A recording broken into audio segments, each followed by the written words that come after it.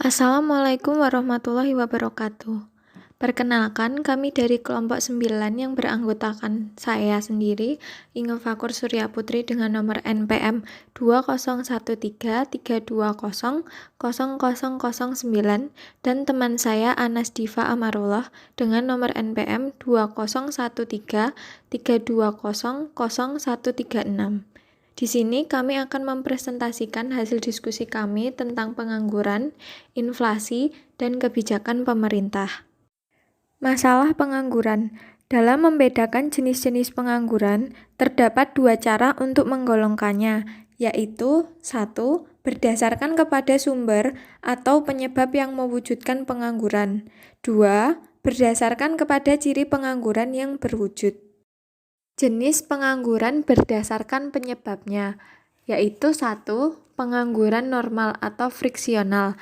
Apabila dalam suatu ekonomi terdapat pengangguran sebanyak 2 atau 3% dari jumlah tenaga kerja, maka ekonomi itu sudah dipandang sebagai mencapai kesempatan kerja penuh. Para pengangguran ini tidak ada pekerjaan bukan karena tidak dapat memperoleh kerja, tetapi karena sedang mencari kerja lain yang lebih baik. 2. Pengangguran siklikal. Perekonomian tidak selalu berkembang dengan teguh. Ada kalanya permintaan agregat lebih tinggi dan ini mendorong para pengusaha menaikkan produksinya. Akan tetapi, pada masa lainnya, permintaan agregat menurun dengan banyak. Kemerosotan permintaan agregat ini mengakibatkan perusahaan-perusahaan mengurangi pekerja atau menutup perusahaan, maka pengangguran akan bertambah. Pengangguran yang berwujud ini dinamakan sebagai pengangguran siklikal. 3. Pengangguran struktural. Tidak semua industri dan perusahaan dalam perekonomian akan terus berkembang maju. Sebagiannya akan mengalami kemunduran. Kemerosotan itu akan menyebabkan kegiatan produksi dalam industri tersebut menurun, dan sebagian pekerja terpaksa diberhentikan dan menjadi penganggur. Dinamakan struktural karena ia disebabkan oleh perubahan struktur kegiatan ekonomi. Keempat, pengangguran teknologi. Pengangguran dapat pula ditimbulkan oleh adanya pergantian tenaga manusia oleh mesin-mesin dan bahan kimia. Pengangguran yang ditimbulkan oleh penggunaan mesin dan kemajuan teknologi lainnya dinamakan pengangguran teknologi. Jenis pengangguran berdasarkan cirinya. 1. Pengangguran terbuka. Pengangguran ini tercipta sebagai akibat pertambahan lowongan pekerjaan yang lebih rendah daripada pertambahan tenaga kerja. Sebagai akibatnya, dalam perekonomian semakin banyak jumlah tenaga kerja yang tidak dapat memperoleh pekerjaan. 2. Pengangguran tersembunyi. Pengangguran ini sering terjadi di sektor pertanian dan jasa. Setiap kegiatan ekonomi memerlukan tenaga kerja, dan jumlah tenaga kerja yang digunakan tergantung kepada banyak faktor. Di banyak negara berkembang, seringkali didapati bahwa jumlah pekerja dalam suatu kegiatan ekonomi adalah lebih banyak dari yang sebenarnya diperlukan, supaya ia dapat menjalankan kegiatannya dengan efisien.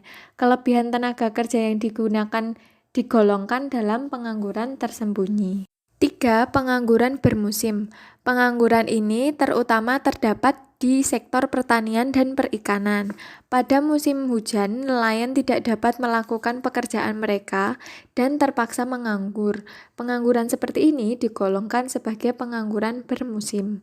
4. Setengah menganggur. Mereka mungkin hanya bekerja 1 hingga 2 hari dalam seminggu atau 1 hingga 4 jam sehari. Pekerjaan-pekerjaan yang mempunyai masa kerja seperti yang dijelaskan ini dapat digolongkan sebagai setengah menganggur atau underemployed. Beberapa tujuan kebijakan pemerintah. 1. Tujuan bersifat ekonomi, yaitu menyediakan lowongan pekerjaan, meningkatkan taraf kemakmuran masyarakat, dan memperbaiki pembagian pendapatan.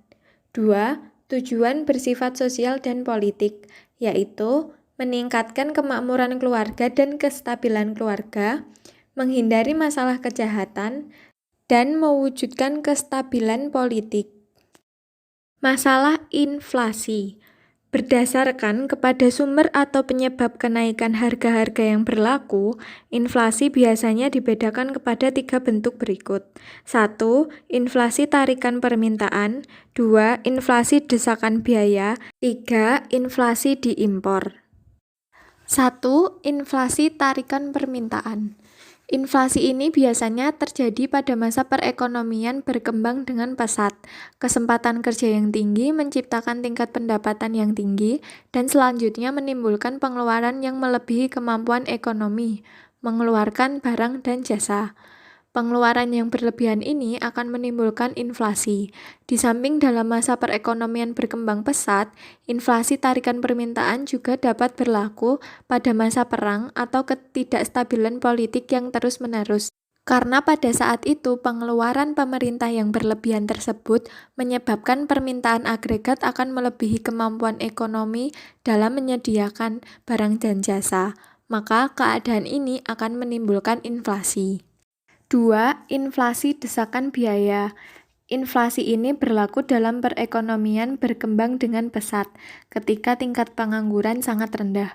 Apabila perusahaan masih menghadapi permintaan yang bertambah, maka mereka akan berusaha menaikkan produksi dengan cara memberi gaji dan upah yang lebih tinggi kepada pekerjanya dan mencari pekerja baru dengan tawaran pembayaran yang lebih tinggi. Langkah ini mengakibatkan biaya produksi meningkat yang akhirnya akan menyebabkan kenaikan harga-harga berbagai barang. 3. Inflasi diimpor. Inflasi dapat juga bersumber dari kenaikan harga-harga barang yang diimpor. Inflasi ini akan berwujud apabila barang-barang impor yang mengalami kenaikan harga mempunyai peranan yang penting dalam kegiatan pengeluaran perusahaan. Kenaikan harga barang tersebut juga menyebabkan masalah stagflasi. Stagflasi adalah keadaan di mana kegiatan ekonomi semakin menurun, pengangguran semakin tinggi, dan pada waktu yang sama proses kenaikan harga-harga semakin bertambah cepat. Berdasarkan kepada tingkat kelajuan kenaikan harga-harga yang berlaku, inflasi dapat dibedakan kepada 3 golongan, yaitu inflasi merayap, inflasi sederhana, dan hiperinflasi. Inflasi merayap adalah proses kenaikan harga-harga yang lambat jalannya. Yang digolongkan kepada inflasi ini adalah kenaikan harga-harga yang tingkatnya tidak melebihi 2 atau 3% dalam setahun. 2. Inflasi sederhana, yang diartikan sebagai kenaikan harga secara umum dan terus-menerus dalam jangka waktu tertentu. 3. Hiperflasi, yaitu proses kenaikan harga-harga yang sangat cepat yang menyebabkan tingkat harga menjadi 2 atau beberapa kali lipat dalam masa yang singkat. Efek buruk inflasi. Inflasi dan perkembangan ekonomi. Inflasi yang tinggi tingkatnya akan menghambat perkembangan ekonomi. Biaya yang terus-menerus naik menyebabkan kenaikan produktif sangat tidak menguntungkan. Maka pemilik modal biasanya lebih suka menggunakan uangnya untuk tujuan spekulasi. Investasi produktif akan berkurang dan tingkat kegiatan ekonomi akan menurun. Sebagai akibatnya lebih banyak pengangguran akan terwujud. Inflasi dan kemakmuran masyarakat. Inflasi juga akan menimbulkan efek kepada individu dan masyarakat, yaitu 1. Inflasi akan menurunkan pendapatan real orang-orang yang berpendapatan tetap. 2. Inflasi akan mengurangi nilai kekayaan yang berbentuk uang. 3. Memperburuk pembagian kekayaan. Efek kebijakan fiskal dengan pendekatan Y sama dengan AE. Dalam grafik A, dimisalkan keseimbangan asal dicapai di titik E1. Keseimbangan ini menunjukkan pendapatan nasional adalah Y1, dan dalam keseimbangan ini pengangguran berlaku. Untuk mengatasinya, pemerintah menambah pengeluaran sebanyak delta G, dan pertambahan pengeluaran ini memindahkan pengeluaran agregat dari AE1 ke AE2. Perubahan tersebut berarti keseimbangan bergeser ke E2 dan pendapatan nasional meningkat dari Y1 ke Y2. Perubahan ini akan menambah kesempatan kerja dan mengurangi pengangguran. Dalam grafik B, yang menunjukkan efek pengurangan pajak ke atas keseimbangan pendapatan nasional, juga dimisalkan keseimbangan yang asalnya adalah di E1. Pengurangan pajak sebesar delta T atau yang sama nilainya dengan delta G akan menambah pendapatan disposable rumah tangga sebesar delta Y D sama dengan delta T. Pertambahan pendapatan disposable ini akan menaikkan pengeluaran rumah tangga, akan tetapi kenaikan pengeluaran itu adalah kurang dari delta G, yaitu hanya sebesar delta C sama dengan MPC kali delta G. Kenaikan pengeluaran rumah tangga tersebut akan memindahkan pengeluaran agregat menjadi AE2 dan keseimbangan menjadi E2. Maka pendapatan nasional baru akan dicapai di Y1. Pendapatan nasional bertambah dan oleh sebab itu kesempatan kerja meningkat dan pengangguran berkurang. Efek kebijakan fiskal dengan pendekatan analisis ADAS. Dalam gambar, perubahan yang diakibatkan pengurangan pajak memindahkan keseimbangan dari E0 menjadi pada titik B, yaitu pada harga P0, keseimbangan Y sama dengan AE berubah dari titik E0 menjadi pada titik B. Berarti, pengurangan pajak memindahkan kurva AD0 menjadi AD2. Kurva AD2 memotong kurva AS pada E2. Keseimbangan ADAS yang baru ini menunjukkan pengurangan pajak menyebabkan pendapatan nasional real bertambah dari Y0 menjadi Y2 dan tingkat harga meningkat dari P0 menjadi P2. Gambaran mengenai efek kebijakan fiskal dengan menggunakan analisis ADAS juga menunjukkan bahwa pertambahan pengeluaran adalah lebih efektif dari pengurangan pajak dalam menggalakkan perkembangan ekonomi dan mengatasi pengangguran. Efek kebijakan moneter dalam analisis Y sama dengan AE. Pengeluaran agregat yang mula-mula berlaku dalam ekonomi ditunjukkan oleh AE0 dan dengan demikian pendapatan nasional adalah Y0. Untuk mengatasi pengangguran dan menggalakkan kegiatan ekonomi, Bank Sentral menambah penawaran uang.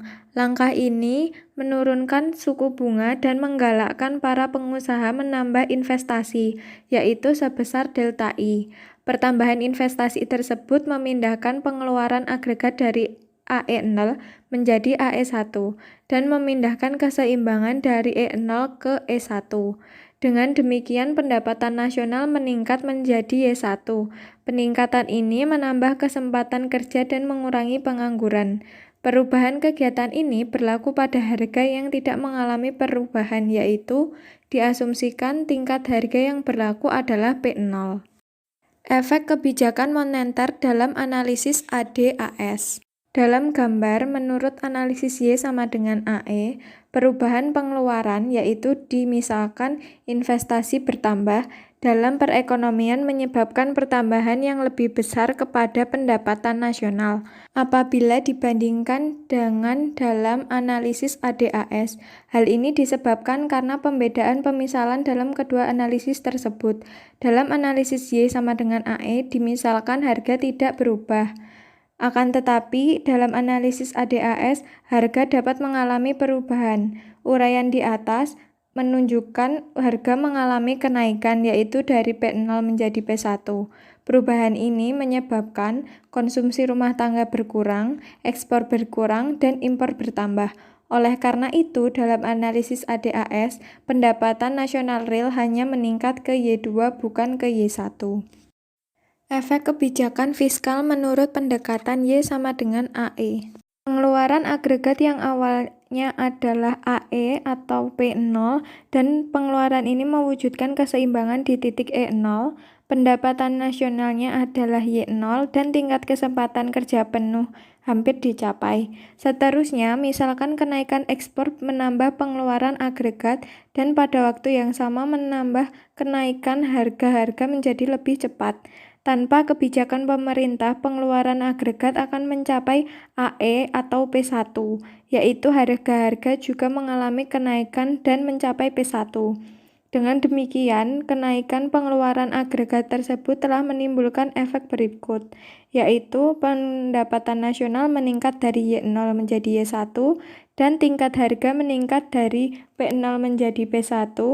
Oleh karena Y1 lebih besar dari YF, tingkat pengangguran adalah sangat rendah. Pemerintah mencoba mengatasi arah aliran ini dengan cara mengurangi pertambahan pengeluaran agregat yang berlaku, yaitu dengan cara mengurangi pengeluaran pemerintah. Ini menyebabkan pengeluaran agregat hanya meningkat ke AE atau P2 yang lebih rendah dari P1.